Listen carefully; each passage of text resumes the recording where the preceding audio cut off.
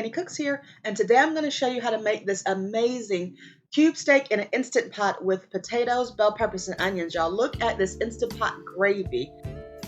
This meat is so tender. Let's get to cooking.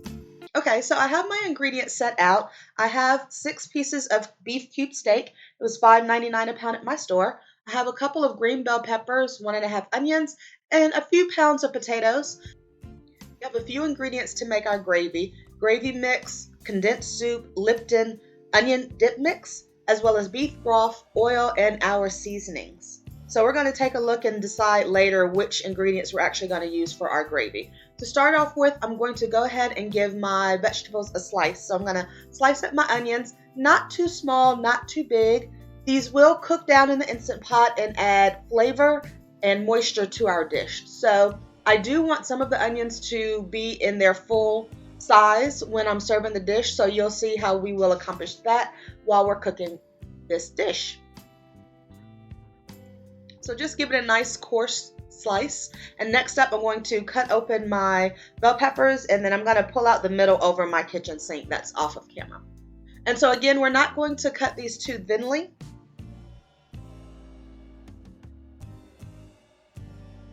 You could use any color bell pepper you like.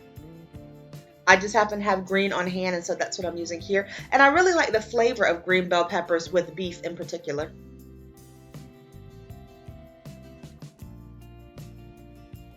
Next up, we're going to chop up our potatoes. I am using red potatoes, but you could use any potatoes of your choice. For the medium-sized potatoes, I'm going to cut each one into half, and then each half into another half. So 8 pieces per potato if it's medium. If your potato is larger or smaller, then you can adjust the number of cuts that you make in it. So we just want medium-sized potatoes. I don't want these to completely disintegrate. So you can see the potatoes, onions, and bell peppers I have chopped. Now we're going to give our meat a season. So I'm using black pepper and garlic powder, onion powder, and no salt. So I'm intentionally trying to make this dish low sodium, which is a challenge with some of the gravy ingredients. But I am trying to compensate with that by using the no salt as opposed to salt in this dish. So this is the gravy pack. It is the lower sodium variety. You can see the sodium listed on the left-hand side. This cream of mushroom soup is the heart healthy kind, which is also lower in sodium. You can see that it has 410 milligrams per serving. The usual has 600 or 800. This Lipton soup mix is pretty high in sodium, so I'm actually not going to use this one. It is 640 milligrams per serving, so I'm going to leave that to the side and just not use it in this dish. Okay, so now that my Instant Pot is plugged up, I'm going to take the lid off, and I'm going to set it to the saute function so that I can add some oil to it and saute some of my vegetables. So I'm using avocado oil. You could use canola, grapeseed, or olive oil. Just give a light coating to the bottom, and we're going to saute a portion of our bell peppers and onions. This will add flavor when you saute it. Also, it will help these to disintegrate more into our gravy and add immense flavor to our gravy. So we're going to be sure to leave some of the vegetables off to the side, and we'll put them in later. I am seasoning my vegetables with the no salt, onion powder, and garlic powder. I like to season every level of the dish or every component of the dish instead of just waiting until one time at the end. So you can see the saute function is heating up, and my vegetables have reduced down. So now I'm just adding my 1 can of cream of mushroom condensed soup. And I'm using a spatula to get it all out of there. A rubber spatula, silicone, that is. And I'm just going to give it a stir to get it mixed in and incorporated with my vegetables. Next up, I'm using unsalted beef stock. So it's unsalted. You want to be careful with the amount of salt you add if you are using salty components. So this beef stock, I am using 1 whole can as well as a half a can, so 1.5 cans, because I want extra gravy. So if you're not trying to get the extra gravy, then you could just get away with 1 can of beef stock. And you can see that is the half a can there. No sense in dirtying up a measuring cup when I could just use my soup container, right? So give it all a mix. It's not going to be perfectly incorporated. That's fine. We just want to get it generally mixed up. So now I'm using my brown gravy packet mix that is 30% less sodium.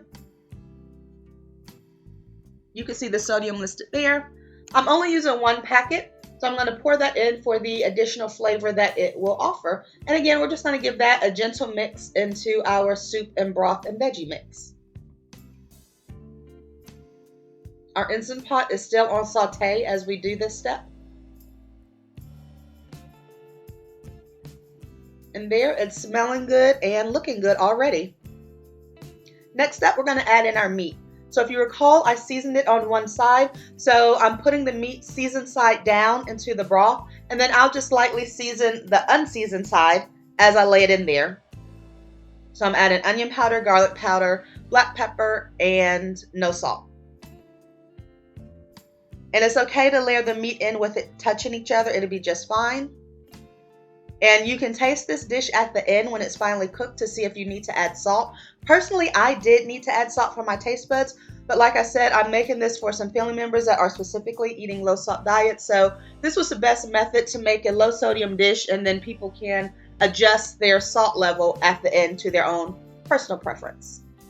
So now I'm just patting down the meat so that it is covered by the gravy soup, and I'm adding my potatoes on top. It's pretty cool to cook down the potatoes with the gravy and the meat to help infuse that flavor. And now I'm adding the last remaining bit of the onions and bell peppers. Since these aren't fully submerged, they will hold their shape at the end of this cooking process, which is exactly what I want to see. I want some vegetables to hold their shape. Now we're going to season our potatoes, and I'm adding some thyme. You could definitely add salt to this level and pepper. You just want your potatoes to be seasoned as well. So you want to make sure that your Instant Pot is on sealing while you're going through the cooking process.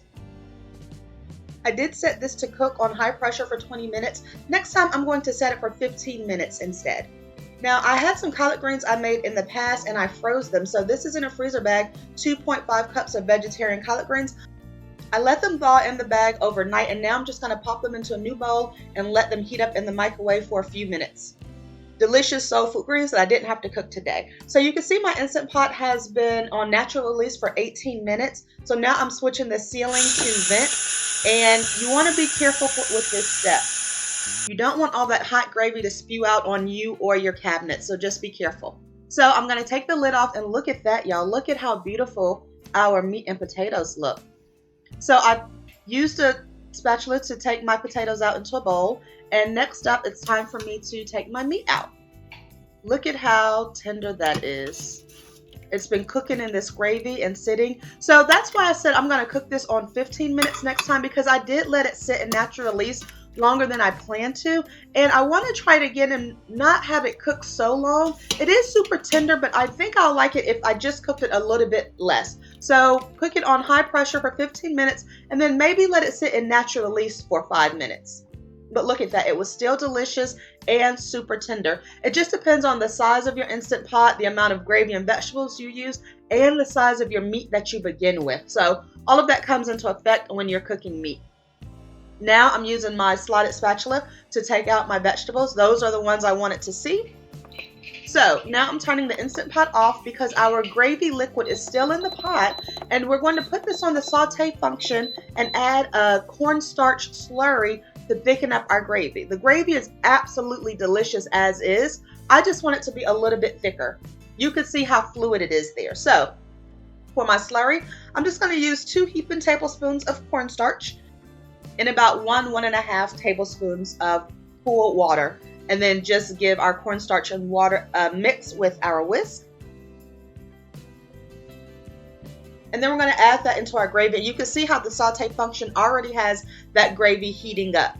So as it heats up, it's going to get thicker. The cornstarch will as well. And as we let this simmer down, you can see that it is rolling, which is what we want to see because it's getting thicker in this process. And so you can see that it's getting a little thicker on my silicone spatula.